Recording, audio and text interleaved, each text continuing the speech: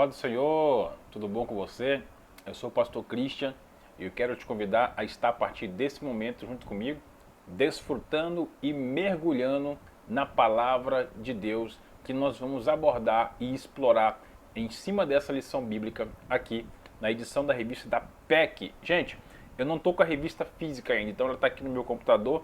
Você vai de vez em quando observar que eu vou estar olhando aqui para baixo porque eu estou com a tela aqui e aqui está a câmera me filmando. Então, fica à vontade, Deus te abençoe. A lição está extraordinária e essa lição é sobre doutrinas bíblicas. Então vai ser bênção de Deus, irmão. Bênção de Deus. É a primeira lição e a gente já vai começar para não perder muito tempo. E essa lição, ela vem trazer para a gente, a lição número 1, um confronto muito forte. Então, para quem gosta de teologia, para quem gosta de estudar teologia, vai se sentir muito à vontade em meio a toda essa lição, porque afinal de contas, praticamente que cada uma dessas lições é voltada a uma matéria de um curso sistemático de teologia. Então, aqueles que não tiveram a oportunidade de estar fazendo um curso de teologia, aqueles que não tiveram a possibilidade ou a oportunidade de estar dentro de um seminário, vai poder estar num seminário dentro da sua própria escola bíblica. Então, eu convoco você, professor, para que possa aplicar da melhor forma possível os ensinos e as lições que vão ser abordadas nesta lição. Então, Deus te abençoe. É sobre doutrinas bíblicas de forma geral, mas a primeira lição, a lição 1, ela tem o seguinte tema: Deus único e verdadeiro. Deus único e verdadeiro. Para que a gente possa começar a todo vapor, eu já quero te convidar a curtir, dar um likezinho lá no nosso canal, Ministério Christian Nunes, e estarei aplicando e abordando todas as matérias e vamos estar numa playlist dentro do canal. Então você vai lá, conecta, se inscreva, dá um likezinho, faz um comentário legal para que a gente possa dar continuidade nesse projeto. Deus te abençoe. Vamos à luta, vamos começar? Então vamos lá. Deus único e verdadeiro. Observe, o texto-chave, o textuário, ou seja, que está abordando aqui nessa lição, diz bem assim, Deuteronômio, do verso 6 a 5. Amarás, pois, o Senhor teu Deus de todo o teu coração, com toda a tua alma e de toda a tua força. Vou repetir. Amarás, pois, o Senhor teu Deus de todo o teu coração e de toda a tua alma e de toda a tua força. Isso aqui está lá em Deuteronômio capítulo 6, verso 5. Deuteronômio, que no hebraico significa Devarim, ou seja, as palavras, na tradução. Deuteronômio, no hebraico, significa Devarim, abre parênteses, as palavras. Então vai ser bênção. Observe, nós não vamos nos prender somente a parte aplicada biográfica da revista, mas a gente vai trazer outro subsídio também para que a gente possa enriquecer ainda mais essa revista que está uma bênção. Tudo bem? Então vamos lá. A leitura bíblica em classe está em Deuteronômio do capítulo 6, do 4 até 9. Não vou ler essa leitura, você pode fazer com a tua classe. Eu já quero me direcionar para cima da natureza de Deus, que é o primeiro ponto. Mas antes vou ler aqui a introdução para que a gente possa abordar de forma bem explícita. Neste trimestre vamos estudar a doutrina bíblica em 3 grupos principais. O primeiro grupo é sobre Deus, compreendendo os seguintes assuntos: Deus único e verdadeiro, as maravilhas das obras de Deus, Jesus Cristo, Espírito Santo. No segundo grupo trataremos das criaturas de Deus, a saber, os anjos, os demônios, o homem, a salvação. No terceiro grupo abordaremos o plano de Deus, cujos assuntos são: primeiro, a Bíblia; segundo, a igreja; terceiro, a família; e quarto, a vinda de Jesus; e 5, eventos futuros, ou seja, vamos trabalhar a questões escatológicas. Vai ser muito bom, vai ter muitos símbolos escatológicos que a gente vai poder abordar em cima dessa lição.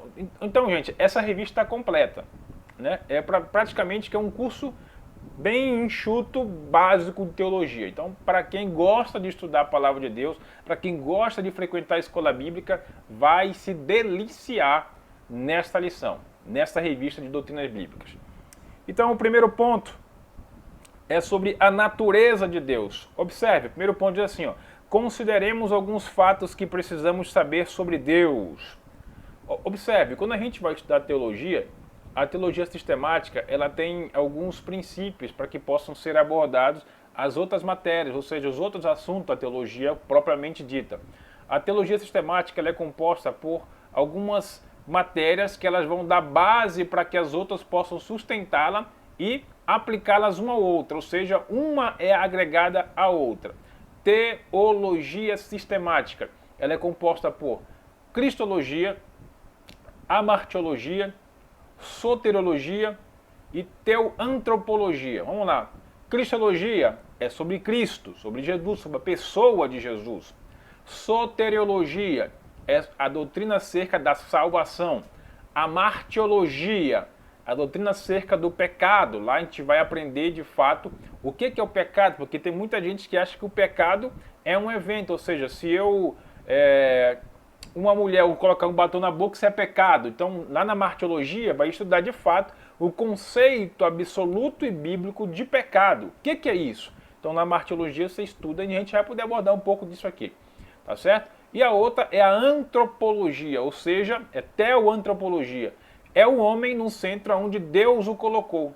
Então, a teologia sistemática ela é linda e ela não tem como desfiliar ou desvincular das outras matérias. Então é preciso e é interessante que eu tenha essa base da teologia sistemática para entender acerca da pessoa de Deus, para que eu possa entender um pouco mais. A teologia não estuda Deus, ela estuda acerca de Deus. Então são evidências biográficas, culturais, arquitetônicas, arqueológicas que a gente junta tudo isso e faz com que esse material possa nos dar uma visão mais ampla, ou seja, que amplie a nossa visão acerca do nosso Deus, do nosso Senhor. Estudar Deus é impossível para o ser humano. Irmão, dá para nascer a criação e estudar o Criador. Não existe isso. Então, mas a gente busca essas pequenas esses pequenos pontos que são deixados, que Deus nos deixou para sinalizar a sua existência e a sua evidência maravilhosa.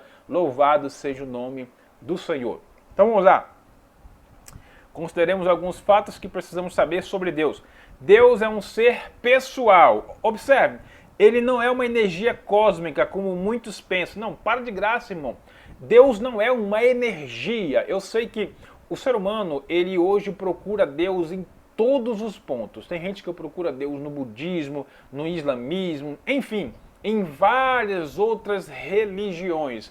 Ou seja, a religião, quando vem com uma tradução grega, quer dizer religar, ou seja, religar o homem a Deus. Por quê? Porque o homem perdeu essa ligação, essa desconexão com Deus desde o Jardim do Éden, você lembra? Então a religião ela vem tentar fazer com que o homem se conecte de volta a Deus. Então tem muita gente, já vi muito pregador que fala isso. Menos religião, mais Jesus. Mas é interessante que eu entenda um conceito de religião para que eu não possa ficar batendo em cima de um conceito mal compreendido. A religião é importante? Claro que é. Mas a religião que é importante é aquela que Jesus é o único caminho, a verdade e a vida. Não é um extremismo, não é um feudalismo, mas é simplesmente uma religação do cristianismo para que voltamos para casa, para que voltemos para Deus, aonde nós temos origem. A nossa origem não está nessa terra, a nossa origem não está no passado. Tem muita gente que erra no presente e fala assim, você tem que voltar lá atrás, tem que voltar no passado para ver. Você não tem que voltar no passado, você tem que voltar na origem. E a nossa origem é Deus. Jesus veio trazer de volta esse conceito da identidade que perdemos no jardim para que nós possamos ter entendimento do nosso Pai. Então, o primeiro ponto é Deus é um ser pessoal. Ele não é uma energia cósmica. Pode parar com isso, Deus não é uma energia cósmica. Deus ele tem uma personalidade, ou seja, ele é uma pessoa. Deus, observe, Deus ele é a divindade. É como se estivesse fazendo um triângulo. Deus é a divindade. Essa divindade, essa única divindade, ela é composta por Pai, Filho e Espírito Santo. Então são três pessoas que estão sempre em harmonia e elas formam um só Deus. Três almas, um Deus. três pessoas, um Deus. Tudo bem até aqui? Pastor, mas como assim? São três pessoas e um Deus. Irmão, Deus é a divindade. O Pai é um, o Filho é um e o Espírito é um, mas não são três deuses. É um Deus só. Eles estão juntos. Observe, o homem ele é tricótomo, ele é corpo, alma e espírito. Existem três homens aqui? Não, é um homem só, com corpo, alma e espírito. Pastor, outro exemplo, o ovo. O ovo ele é composto por clara, a gema e a casca. Então são três ovos? Não, é um ovo só. Ou seja, Deus ele é uma unidade composta por três almas. Por quem? Pelo Pai, pelo Filho e pelo Espírito. Porque ele tem personalidade própria. Deus não é uma energia cósmica, Deus é uma pessoa. O Espírito Santo não é uma energia, é uma pessoa. O Filho, ele é uma pessoa, o próprio Jesus. E o nosso Deus, que a Bíblia diz que ele é Espírito, ele é uma pessoa. Tudo bem até aqui? Vamos continuar que a gente vai mexer com um pouco mais disso aí na frente. A personalidade de uma pessoa é caracterizada pela sua capacidade de pensar, de sentir e de tomar decisões. Ele tem inteligência, raciocínio, capacidade de sentir e pensar. Vejamos, ele se comunica com os outros seres. Deus sempre se comunicou com os outros seres. Deus nunca deixou de se comunicar com os outros seres. Irmão, Deus na criação colocou o homem dentro do jardim. Depois que Deus formou tudo, ele colocou o homem dentro do jardim. Então Deus não colocou no meio da formação, no meio da criação toda. Ele primeiro criou o mundo, criou o mar, a terra, as árvores, preparou todo o ambiente, depois ele pega o homem que formou e coloca dentro do jardim. Anota aí, nós fomos criados no céu, dentro de Deus. Lembra de Jeremias que antes de que houvesse sido gerado no ventre da tua mãe, ou seja, nós já estávamos lá. Fomos criados no céu e formados na terra. Que lindo, isso aí dá até tema para a pregação. Criados no céu, formados na terra. E quando o homem é formado por Deus, Deus o coloca dentro do jardim, o jardim do Éden, ou seja, o lugar de delícias, o lugar de provisão.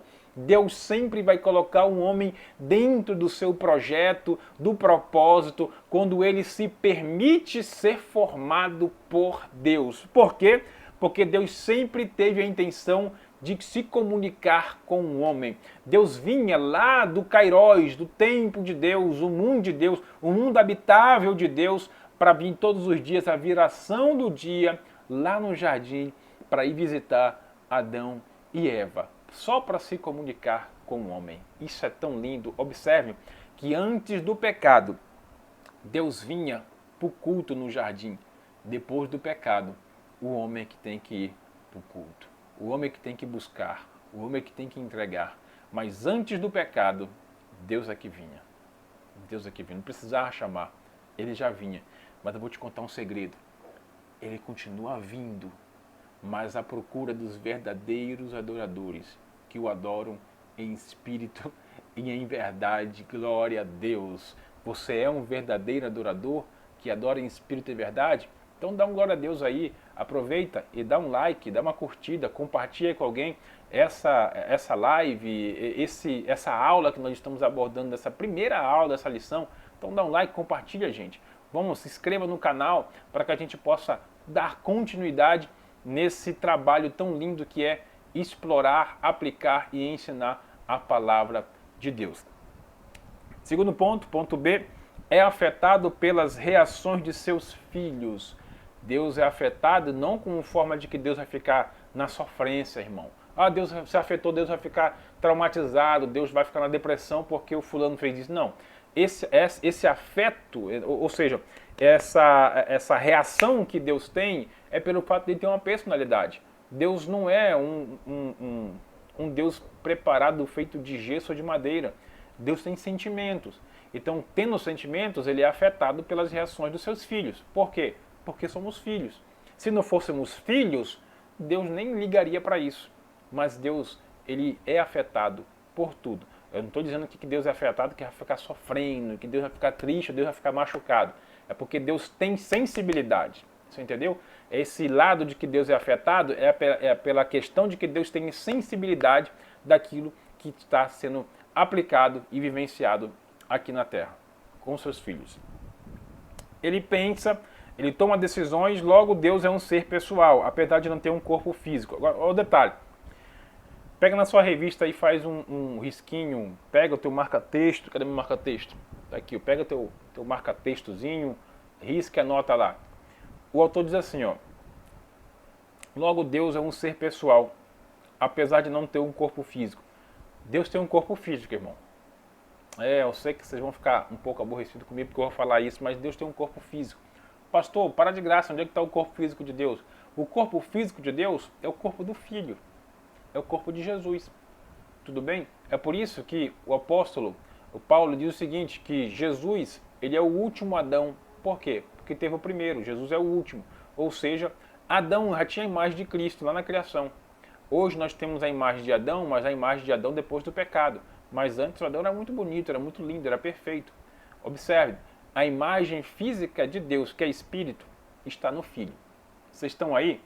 Dá um like, compartilha e passa isso aí para os outros irmãos da nossa igreja. Amém?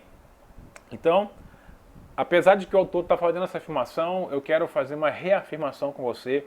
O corpo físico de Deus está na pessoa do Filho. Tudo bem? Deus é espírito, sua natureza é espiritual, imaterial e invisível. Sendo espírito, não tem forma alguma e nunca foi visto. Então, eu acabei de mencionar e falar aqui que Deus, na sua divindade em espírito, por exemplo, no Antigo Testamento não tinha uma forma física de Deus. Então, no Novo Testamento, a forma física de Deus é no Filho. Tudo bem? Por quê? Porque Jesus é Deus. Vocês estão entendendo? Eu preciso dividir a questão do Pai, do Filho e do Espírito. Pai, Filho e Espírito. Os três são Deus. Tudo bem? Os três são Deus. O Pai não é o Filho, e o Filho não é o Espírito, e o Espírito não é o Pai. Mas os três são Deus.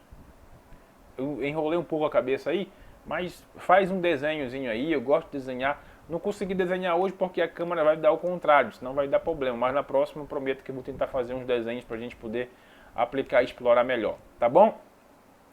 Não está sujeito a limitações humanas. Moisés viu um reflexo da glória de Deus. Moisés viu um reflexo do kavod de Deus. Irmão, a glória de Deus, por favor, faz um anexozinho aí. A glória de Deus não é Shekinah, tá? Essa palavra nem existe na Bíblia. Essa palavra ela teve uma origem pagã. Essa palavra não deve ser usada no nosso meio, Shekinah. Não é Shekinah. A glória de Deus, pode comprar uma boa Bíblia com uma boa concordância, uma tradução bem contextualizada. Não é Shekinah. Não é Shekinah. Essa palavra nunca teve e nem terá na Bíblia, Shekinah. Saiu da nossa cabeça isso aí. Isso aí é de uma origem pagã, tá bom? A palavra da glória de Deus é kavod, o kavod de Deus. Ou seja, o Moisés viu a retaguarda do kavod de Deus. Não era Shekinah, a glória de Deus. Tudo bem?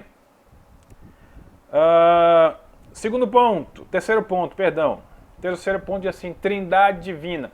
Irmão, não tem problema nenhum, mas essa questão da palavra trindade, ela veio de uma origem católica. Estou falando que é errado? Não estou falando que é errado, mas você que estuda a palavra, você que está fazendo já esse pequeno seminário através dessa lição, precisa entender que essa palavra trindade, ela pode soar um conceito de trindade de três divindades. Trindade é três divindades, mas não são três divindades, é uma divindade e três pessoas. Uma divindade e três pessoas. Pastor Cristo, então como seria? Seria a triunidade de Deus, a divindade de Deus. Tudo bem? Se quiser fazer essa observação, por favor, faça. Vamos lá. Deus é um único ser divino, por isso todos os demais seres existem dele, porque dele, por ele, para ele são todas as coisas. Tudo por intermédio dele, para ele. Tudo bem? Por meio dele, para ele. Consideremos o seguinte, não existe outro semelhante a Deus,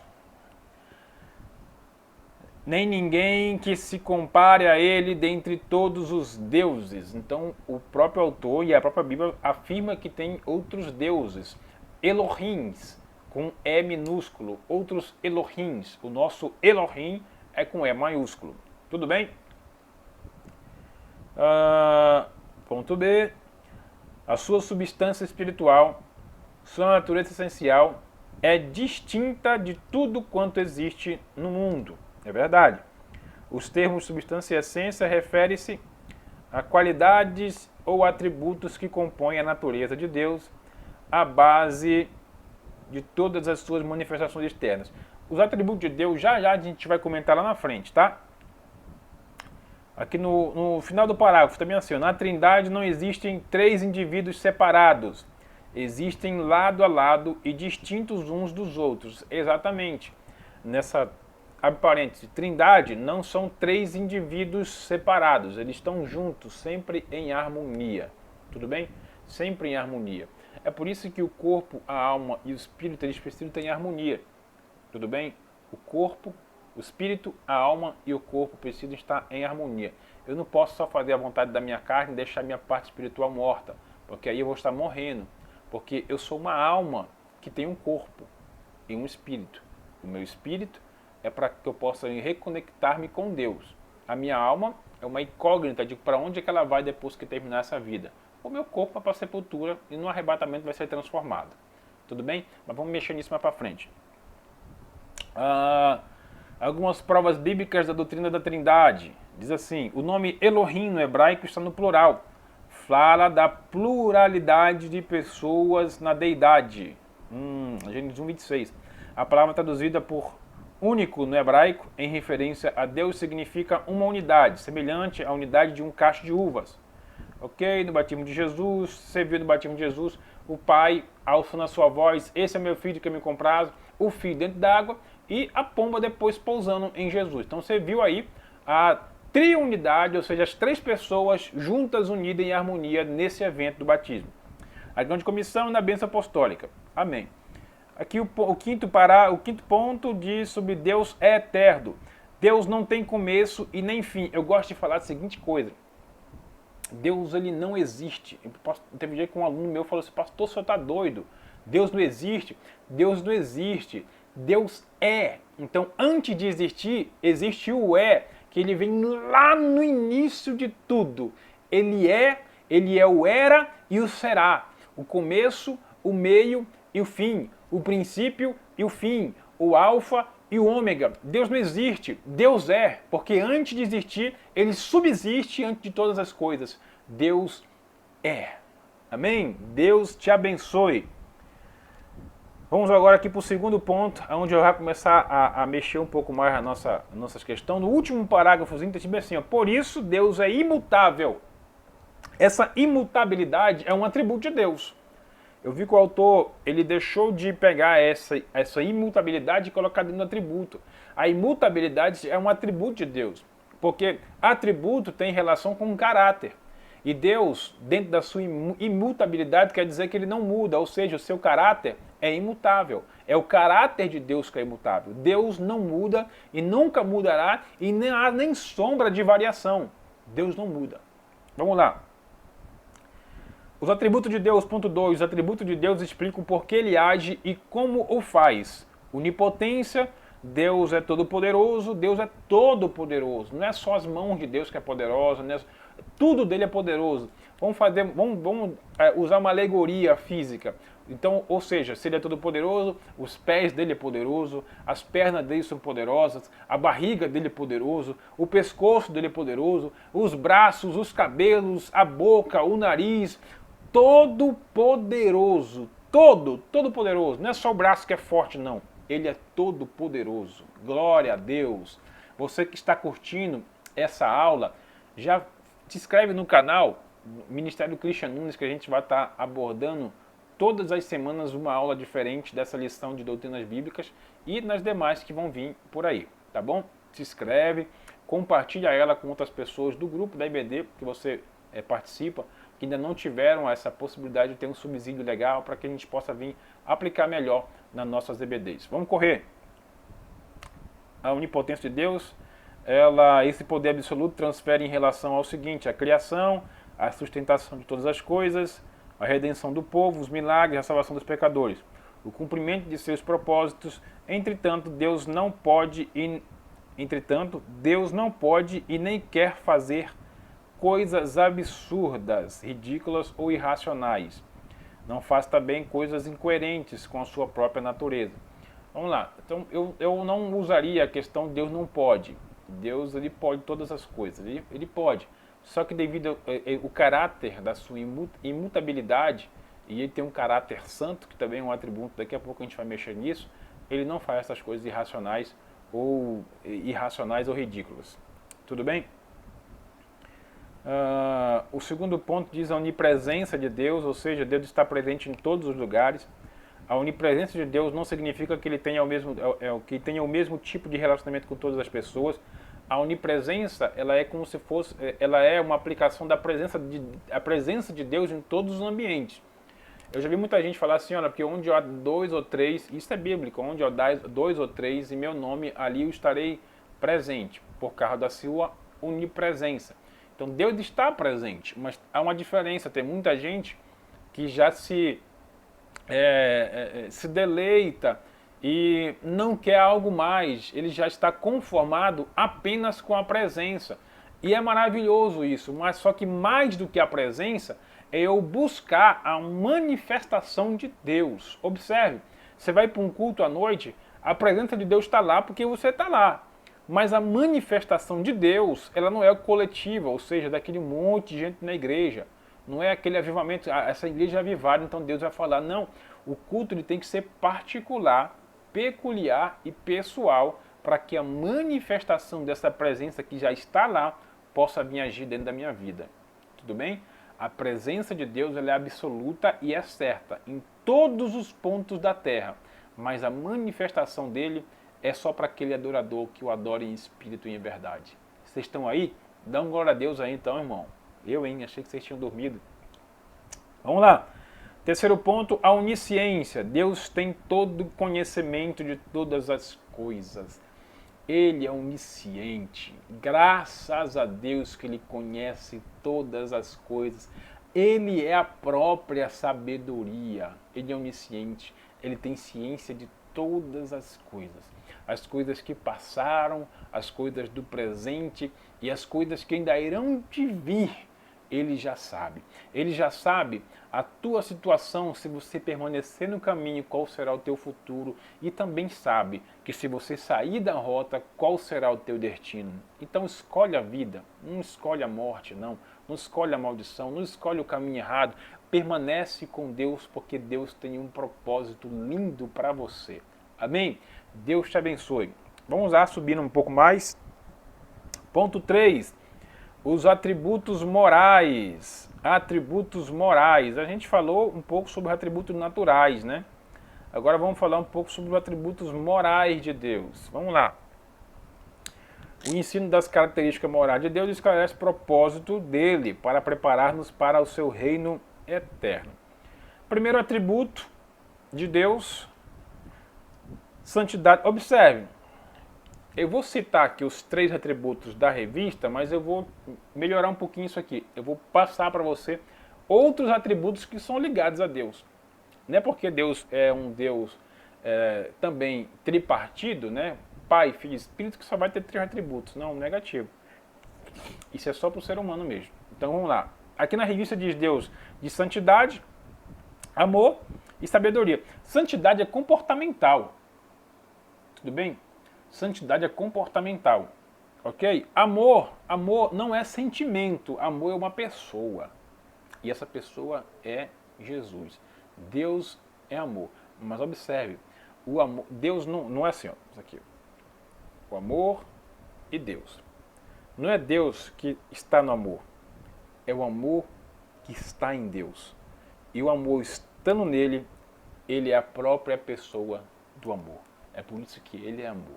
O amor, muita gente procura amor nas drogas, na prostituição, em tantas coisas, mas o amor compreendido de forma racional é só quando você conhece a pessoa de Jesus Cristo, porque ele é amor.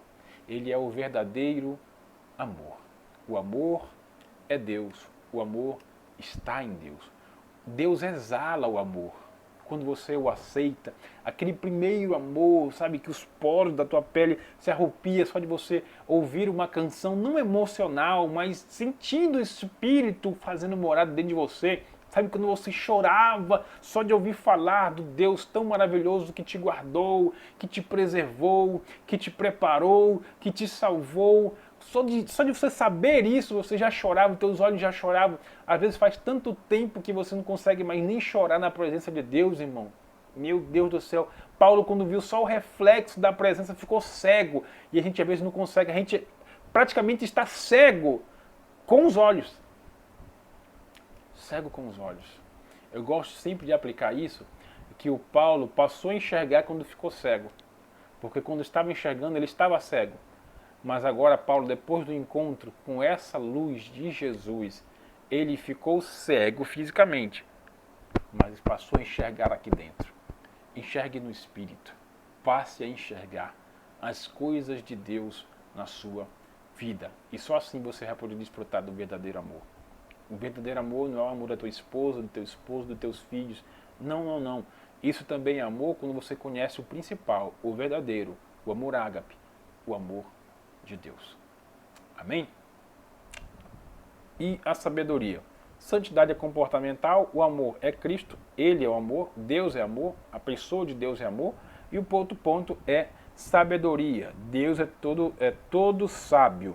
Ele faz bem todas as coisas. A santidade de Deus é santa, a santidade exprime a perfeição divina de Deus em tudo quanto Ele faz, em tudo quanto Ele é. A santidade de Deus inclui o amor por aquilo que é bom e o seu repúdio por aquilo que é mal.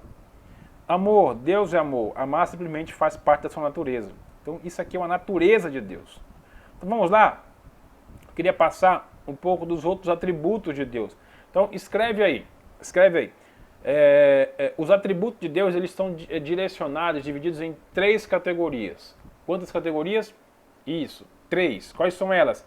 Entitativos. Vamos lá. Primeira categoria de atributo. Entitativos. O que é isso, pastor? É quando revelam a Deus como um ser absoluto em seus atos. Entitativos que revelam a Deus como um ser absoluto em seus atos. Tudo bem? Segundo ponto, operativos. Outro atributo de Deus, atributo operativo, que revelam a Deus como um ser espiritual em seus atos. Vou repetir, que revelam a Deus como um ser espiritual em seus atos. E o outro ponto, que são os morais, que manifestam a Deus como um ser moral em seus atos. Então anote esses atributos, esses pontos aí, que são muito interessantes para que a gente possa ter uma melhor compreensão da matéria de teontologia, que vai aplicar de forma muito profunda esses atributos que são a mais, atributos que são anexos a um estudo mais aprofundado, tá bom? Então, são os entitativos, os operativos e os morais, ok? Então, nisso ele tem a sua onipresença, que nós abordamos. A onipresença de Deus é uma realidade, né? E essa presença é infinita, ela não é limitada. O espaço não constitui para Deus um obstáculo, ele quebra tudo isso, ok? Não quebra para quebrar princípio, mas Deus não é limitado a um espaço de tempo e nem de lugar. Ele é onipresente. Onisciente, a onisciência de Deus. A onisciência dele é a sabedoria, ou seja, ele sabe tudo. Ele é a sabedoria, a inteligência, o conhecimento de tudo. Qual mais? Outro atributo de Deus, a sua onipotência. Ele é criador e provedor do mundo. Ele é o eu sou o que sou, o Jeová, o Todo-Poderoso. A sua imanência e transcendência também são atributos de Deus. Deus é imanente e transcendente ao mundo. Isso significa que Deus está unido ao mundo que criou, mas dele se distinguiu como realidade independente. Deus está unido ao mundo que criou, mas dele se distinguiu como realidade independente. Se quiser fazer parte do mundo de Deus, o aceite agora, volte para ele e você vai fazer parte dessa iminência poderosa de Deus na sua vida. Amém? Outro ponto, a gente já falou lá no início, a imutabilidade de Deus. Deus, ele é perfeito, por isso que ele não muda. e como cada mudança é o sinal de imperfeição, porque pessoas mudam, por que mudam? Porque não estava bom alguma coisa. Algo não estava bom, então preciso mudar. Nós precisamos mudar porque não somos perfeitos. Eu sei, irmão, que você pode até achar, não, mas eu não preciso mudar. Todos nós precisamos mudar em alguma coisa. Eu preciso mudar, você do outro lado da tela precisa mudar em alguma coisa, mas Deus não precisa mudar, porque Ele é perfeito. Se você se acha perfeito, irmão, então você tem um atributo de Deus, você também é um semideus, é um vice-deus, é um co-deus, porque tem um atributo da imutabilidade. Isso eu não acredito, estou brincando aqui. Você precisa sempre mudar. O ser humano é um indivíduo que precisa de constância mudança, porque ele precisa buscar se aperfeiçoar, porque não somos perfeitos. Perfeito só o nosso Deus. Por isso ele é imutável. Amém? Ele é eterno, isso também é um atributo, é um ponto atribuído a ele. Ele é eterno, né? A existência de Deus ele é atemporal e independe de tempo.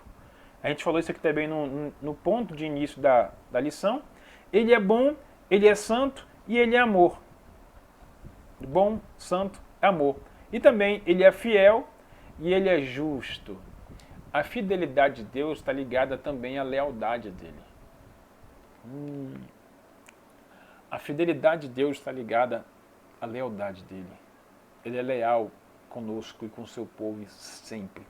Nunca deixou de ser leal e fiel. Quem deixou de ser leal e fiel somos nós.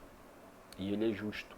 A justiça de Deus é muito diferente da nossa justiça, crente. Às vezes a gente quer fazer a nossa justiça, né? Olha que a palavra diz, buscai primeiro as coisas do alto, do reino, e a sua justiça. Então, o reino e a justiça, elas vêm coligadas juntas. Às vezes a gente só quer só o reino, mas não quer a justiça. Faça a justiça. Tem uma palavra que diz que é o tzedaká, que é fazer justiça. O que é o tzedaká? Sabe quando a gente vai na rua e você vê aquela pessoa que não tem o que comer e você tem condição de comprar uma marmita e entregar para ela, ou dar uma palavra? Faça tzedaká. Tem muita gente que fala assim, olha, eu quero orar, eu vou orar por você, tá bom? Mas não é só oração. O conceito de oração já se auto-explica. É orar com ação. Se você tem condição de fazer, faça alguma coisa. Não só ore, porque palavras o vento leva. Mesmo que essa pessoa possa ser tocada pela oração que você vai aplicar, mas também alimente ela. Faça justiça. Tenha misericórdia. Tenha compaixão, porque um dia Deus esteve com você. E eu tenho certeza que alguns de nós, em uma situação de extrema, não gostaria de ter só a oração, mas também que alguém usasse de ação para conosco. Então, ore, mas também haja. Tá bom? Deus te abençoe. Então, ele é fiel e é justo, graças a Deus. A revista vai passar mais um ponto aqui. Os atributos morais encerraram e os atributos naturais se encerraram. Então a revista aqui ela já vai vindo para a sua finalização, né? Diz assim, a sabedoria é a som do conhecimento, afim. A aplicação pessoal. À medida que você for obtendo maior compreensão sobre Deus e sobre o nosso relacionamento com Ele, torna-se mais e mais capaz de servi-lo e de testificar às outras pessoas a respeito do seu grande amor. Que lindo. Observe, deixa eu falar uma coisa aqui para você.